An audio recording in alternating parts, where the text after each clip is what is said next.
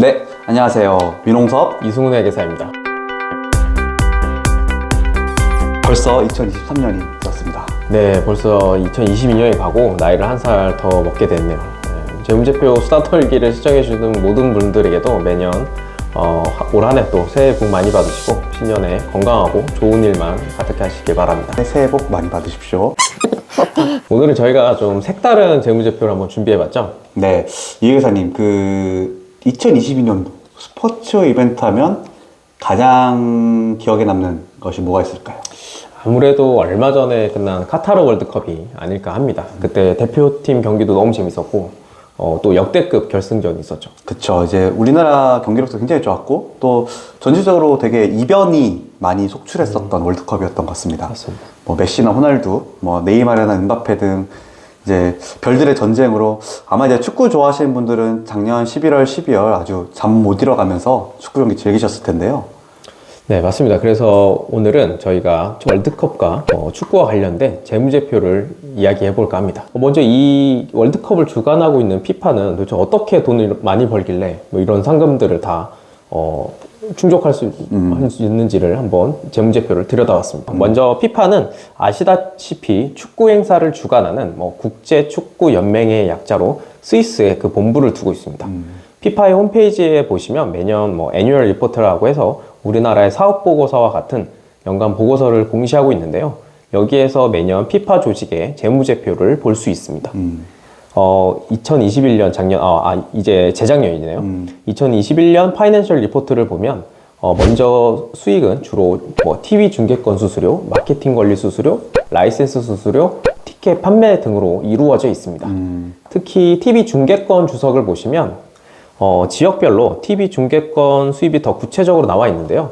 피파는 월드컵이라는 대형 이벤트가 4년마다 주기적으로 발생해서 이 월드컵이 열린 해인 숫자의 폭이 굉장히 크게 상승하기 때문에 이 점을 좀 고려해서 보셔야 하지만 저는 하나 특이하다고 생각을 했던 게 최근에 TV 중계권 수입의 아시아와 북아프리카의 비중이었습니다.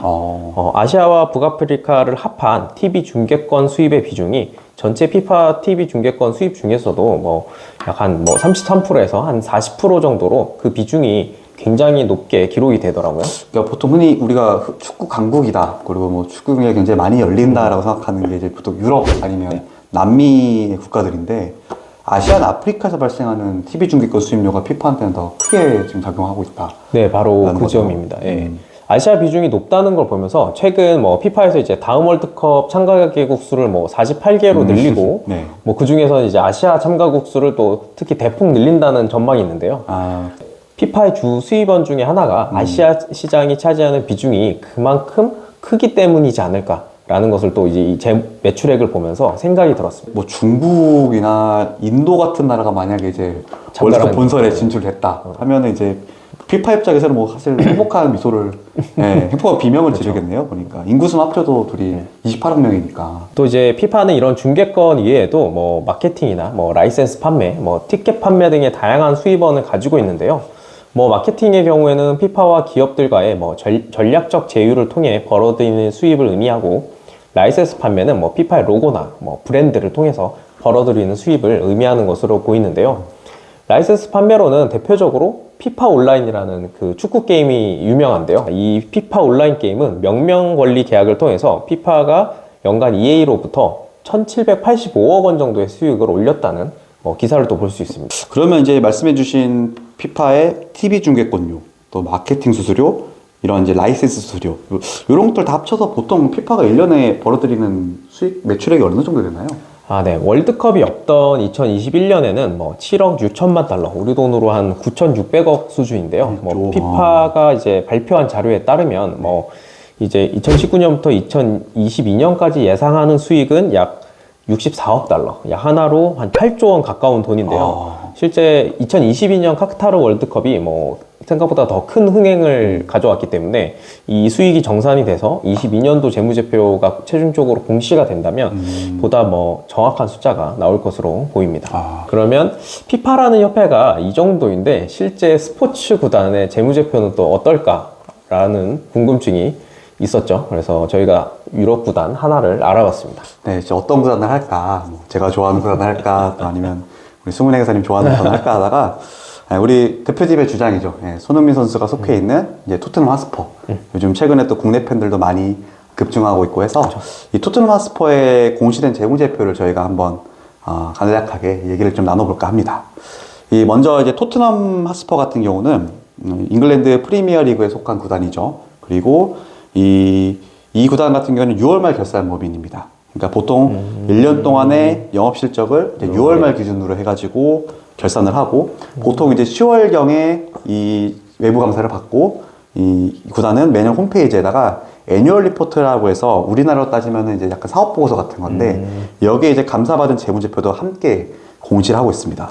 지금 현재 로컬 기준으로는 이제 FI 2022년도 회계연도의 사업 보고서 아직 공시가 되어 있지 않아서 2021년도 6월 말까지의 숫자를 가지고 좀 얘기를 해볼까 합니다. 좀 특이할 만한 것들이 있을까요? 일단 저희가 뭐 시간 관계상 주요 항목들만 좀 빠르게 짚고 넘어가려고 하는데 우선 이제 영업 실적부터 보시면은 최근 5개년 이제 손익계산서를 봐보니까 이제 코로나가 발발하기 전 그러니까 2020년도 6월 말 기준 전까지 이 토트넘 핫스퍼의 매출이 매우 급속도로 향상했습니다. 예, 그러다가 이제 코로나 이후에 약간 주춤하고 있는 걸 볼 수 있는데요. 2019년도 같은 경우에는 약 4억 6천만 파운드의 매출을 일으켰고요. 2021년도에는 그보다 이제 약 1억 파운드가 줄어든 3억 6천만 파운드. 그러니까 우리 돈으로 파운드당 원화 환율이 한 1,500원 정도로 이제 일정하다고 가정했었을 때 연간 매출 규모가 이 구단 같은 경우는 약 5,500억 원 5,500억 예, 정도를 지금 발생시키고 있는 것을 알 수가 있습니다. 이 수익을 좀 항목별로 이렇게 구분해 볼 필요가 있잖아요. 보통 이런 이제 유럽 축구 구단 같은 경우는 크게 매출원이 한 4가지 정도로 구분이 되더라고요. 첫 번째는 이제 우리가 흔히 보는 입장권 수입, 홈 경기 입장권 수입이 있고, 두 번째는 이제 UEFA죠. 유럽 축구 협회로부터 받는 경기에 따른 이제 배분 수입이 있어요. 마치 이제 피파한테 예컨대 국가대항전하고 받는 이제 배분 수입이랑 비슷한 거죠. 그리고 세 번째가 TV 미디어 수입, 미디어 수입이 있고. 네 번째가 이제 커머셜 수입이 있습니다. 보다 구체적으로 약 1억 8천만 파운드 정도가 이제 이런 중개권 수수료 발생을 하고 있고 1억 5천만 파운드가 이제 이런 커머셜 수입에서 발생을 하고 있다고 생각하시면 될 것 같습니다. 그럼 생각보다 경기장을 방문하는 팬들을 통해서 벌어들이는 그 입장권 수입은 좀 약간 비중이 그렇게 높지가 않죠. 그렇죠. 사실. 그러니까 이게 결국은 왜 이제 프리미어리그 구단이 글로벌 기업이냐, 그 정도 수준이냐를 보여주는 좀 대표적 지표라고 볼 수가 있는데 결국 이 프리미어리그 같은 경우는 이제 전 세계의 축구 경기를 방영을 하죠. 때리고 TV나 뭐 인터넷이나 모바일을 통해서 방영을 하고 그에다 이제 방영권에 대한 수입을 이제 각 구단에게 여러 가지 지표를 통해서 이제 배분을 하게 되는데 토트넘 같은 경우가 요 근래 이제 성적이 좋았고 또 글로벌리 이제 팬들이 많이 확보가 되다 보니까 이 방송을 통해서 매출이 엄청나게 증가하는 겁니다. 결국은 프리미어리그 자체도 전 세계적으로 인기를 얻으면서 이제 TV 미디어 수입이 증가하는데 토트넘 자체도 결국 글로벌리 전 세계 팬들이 증가하고 또 이런 방송에 대한 어떤 지표들이 개선이 되다 보니까 배분에 대한 지표가 개선되다 보니까 엄청나게 이제 이 비중이 굉장히 크게 되는 것들이 하나가 있고 그 다음에 이제 역으로 이제 또 그만큼 부수적으로 유니폼 광고라던가 우리 유니폼에 패치 이제 붙어져 있는 기업들의 어떤 로고들 있죠. 그 다음에 유니폼 판매 수수료 또 우리 토트넘의 로고, 스타 이 브랜드를 이용해서 각종 이제 광고나 행사 제품 등 이런 걸 통해서 발생하는 수입이 1억 5천만 파운드니까 이게 우리 돈으로 환산하면 거의 한 2,200억 원 수준이거든요. 예. 그러니까 결국은 이런 입장권 수입은 굉장히 좀 미미하고 특히나 이제 코로나 발발 전까지는 이제 토트넘이 이제 후설에서 말씀드리겠지만 2019년도에 자기 홈구장을 개설을 했잖아요. 실어 신규 오픈 신축했는데 토트넘이 성적이 아주 좋았던 시기 그리고 또 손흥민 선수가 가서 또 엄청나게 활약을 했었던 요즘도 그러고 있지만 쭉 올라왔었을 때 시기여서 관중 매출도 한때는 이제 1억 파운드까지 한 1,500억 원 수준까지 증가했었었는데 코로나 이후에는 아무래도 경기 수도 줄어들고 또 관중들을 동원했던 경기 수도 많지 않아서 2021년도에 매우 좀 급감한 모습을 볼 수가 있습니다. 그리고 이제 마지막으로 UEFA 수익은 이제 각종 리그 참여나 우리가 흔히 이제 챔피언스 리그라고 하죠. 거기에 참여하면서 이제 발생하는 각종 변동 수익이라고 좀 보시면 될 것 같습니다. 네, 계속해서 영업 비용을 보시면 구단 운영의 가장 큰 비용은 뭐 스태프 비용, 인 것 같아요. 즉, 뭐 선수와 뭐 인력 비용일 텐데 이 비용도 지속적으로 늘어나는 걸로 보이네요. 그쵸. 이제 선수단 연봉이나 뭐 이적료 지출 금액, 뭐 감독, 코치, 뭐 구단 관계자, 스카우터, 뭐 테크니션 이제 이런 전반적인 인건비들을 의미하는 것이죠. 근데 뭐 이는 뭐 선수들이 뭐 재계약 연봉이 올라갔다는 거가 아니면 뭐 슈퍼스타를 영입하는데 돈을 지출하는 것이 아니면 뭐 약간 고정비적 성격을 가지고 있을 것 같은데 21년도에는 뭐 2억 파운드로 뭐 전체 매출의 한 56%뭐 절반 이상이 인력 유지에 투입이 되고 있네요. 참고로 이제 토트넘의 선수별 연봉을 보니까 이 구단에서 가장 연봉을 많이 받는 선수가 이제 영국의 국가대표 공격수죠. 해리 케인 선수가 가장 많이 받고 있고, 그 다음 이제 우리 손흥민 선수가 두 번째로 많은 연봉을 받고 있습니다. 이게 최근 기준으로 봤었을 때 애뉴얼 샐러리가 998만 파운드, 그러니까 한화로 약 150억 원 150억 수준이고요.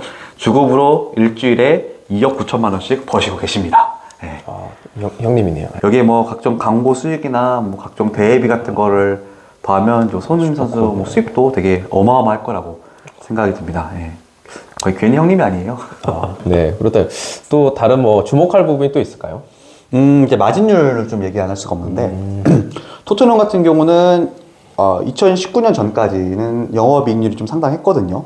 예컨대 매출 대비 영업이익을 좀 보게 되면 2019년도에는 한 32%, 그 다음에 2018년도에 40%, 2017년도에 25%. 그런데 이제 2020년도부터 마진율이 급감하기 시작합니다. 2020년도에 8.2%, 2021년도에 5.5%의 이제 GP 마진을 기록하게 되는데, 이제 주석을 보게 되면은 아무래도 제일 큰 이유가 아까 말씀드렸다시피 2019년도에 이제 신규 경기장을 이제 완공이 되죠. 네, 하면서 이때부터 그 전부터 이제 막대한 이제 자본적 지출이 발생하였지만 이제 이때부터 발생하고 인식하는 이제 감가상각비가 매우 이제 증가한 것이 한 가지 원인이 될 수가 있고, 그 다음에 이제 아무래도 선수단들의 몸값이 그만큼 또 증가를 하고 또 재계약도 하고 그렇게 하다 보니까 여기에 대한 이제 무형자산 감가상각비도 증가한 것이 한 가지 원인으로 볼 수 있습니다. 선수들의 몸값을 또 감가상각을 하나요? 네, 그렇죠. 이런 해외 구단들이 좀 특이한 게 선수들을 이제 비용 처리를 다 떠는 게 아니라 그 영입을 할 때 무형자산을 인식한 다음에 감가상각비로 그 계약 기간에 따라서 원가를 배분하는 이런 이제 회계 처리를 수행하고 있죠.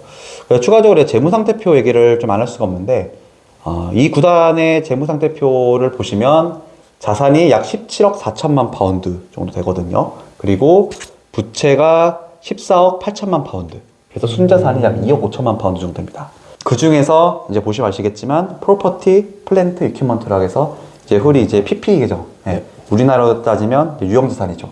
이 계정의 비중이 약 77%가 넘습니다. 그러니까 말씀드렸다시피 아까 새 구장 지으면서 한 10억 파운드, 그러니까 1조 한 5천억 정도를 규모서 투입 들어부어서 이 구장을 만들었기 때문에 당연히 이제 거기에 발생되는 비중이 크고, 경기장을 신설하기 위해서 이제 또 부채 사이드에서는 당연히 이제 또 차입금, 대규모의 차입금이 조달하게 되죠. 그래서 전체 부채가 약 11억 파운드 정도 되는데 그 중에서 이제 8억 5천만 파운드, 우리 돈으로 약 1조 3천억 원 정도의 외부 차입금을 발생시킨 것을 알 수가 있습니다. 그러면 뭐 부채 비율은 좀 높아졌지만 뭐 자본이나 자산을 바탕으로 하는 투자 수익률을 좀 분석하는 뭐 ROE나 뭐 ROA 같은 자기 자본 이익률이나 뭐 총 자산 이익률 관점에서는 뭐 지표가 좋을 수도 있다. 그렇죠. 부채 비율이 단순히 뭐 높다 혹은 뭐 영업 실적이 뭐 점점 낮아지고 있다, 뭐 마진율이 낮아졌다 보다도 이제 왜 낮아지느냐 이렇게 보게 되면 사실 이제 이런 기업들 같은 경우는 계속 재투자를 했던 거고, 사실 요 구단 같은 경우도 실제로는 이제 보다 나은 미래를 위해서 어떻게 보면은 자본적 지출을 감행한 것이죠. 또 좋은 선수를 또 영입하려고 하고 하다 보니까 그 성격이 좀 다른 것이고, 실제 이제 투자 수익률 관점에서 놓고 보면은 여전히 이런 구단들은 좀 매력적인 부분이 아닌가라는 생각이 들게 됩니다. 그러니까 결국은 이제 구단이 성적이 좋아서 전 세계적으로 팬들을 확보하게 되고, 또 이를 통해 가지고 미디어나 뭐 광고, 커머셜 수입이 증가를 하죠. 돈을 벌게 되고, 또 그 돈으로 다시 스포츠 구단이 훌륭한 구단 시설이나 유소년 시설에 재투자를 하고 또 이를 바탕으로 또 좋은 성적을 일으키고 그러면서 또 이제 돈을 벌게 되고, 이제 이런 이제 선순환 구조가 흔히 얘기하는 이제 굉장히 메가 스포츠 구단들, 메가 클럽들이 수십 년이 넘는 역사 동안에 성장을 하고 또 역사 전통을 자랑하면서 우승컵을 들어올리고 하는 이제 이런 프로 구단으로 가는 그런 길이 아닌가 싶습니다. 오늘은 저희가 뭐 축구협회와 뭐 또 축구 구단의 재무제표에 대해서 간단히 수다를 떨어봤는데요. 뭐 저희도 어느덧 뭐 회차가 10회차가 됐습니다. 아, 벌써 10회가 됐어요. 3회차를 못 넘길 줄 알았는데. 이거 골프전 할 때만 해도 어디까지 하셨나 싶었는데, 그쵸?